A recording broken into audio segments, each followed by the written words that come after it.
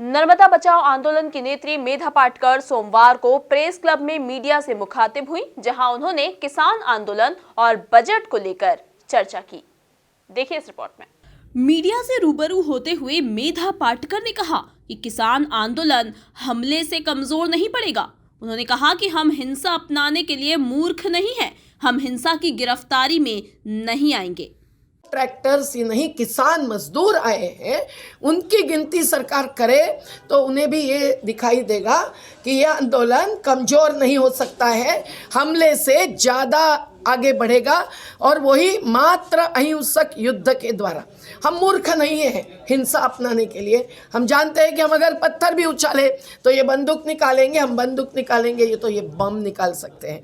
हम इस हिंसा की गिरफ्तारी में कभी नहीं आएंगे और हम लोग लड़ते रहेंगे। उन्होंने कहा कि 26 जनवरी को कभी भी हमारा प्लान नहीं था। जो वाहन रैली निकाली गई उनका रोड निश्चित था, लाल किले की कोई बात ही नहीं थी। 26 जनवरी को कभी भी हमारा प्लान नहीं था।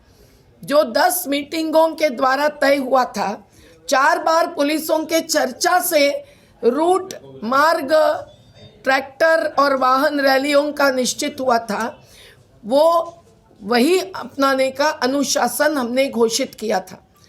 और मैं आपको व्हाट्सएप पर के मैंने संदेश दिखा दूं कि जो संयुक्त किसान मोर्चा के जाहिर पत्रक थे और जिसमें ये साफ था कि इन्हीं रूटों से चलना है, अनुशासन से चलना है।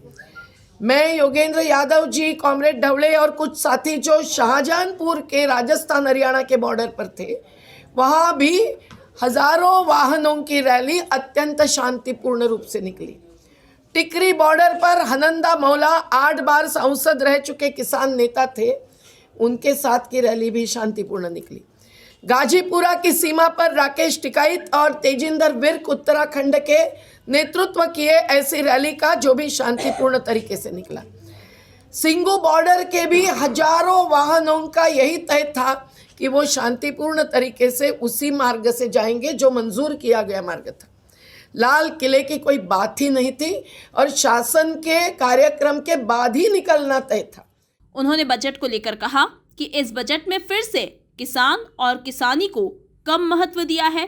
भ्रमित किए जाने वाले आंकड़े की जानकारी आवंटन की गई है कि इस बजट ने फिर से पिछले साल तक जो साबित हुआ था, किसान और किसानी को कम महत्व दिया है।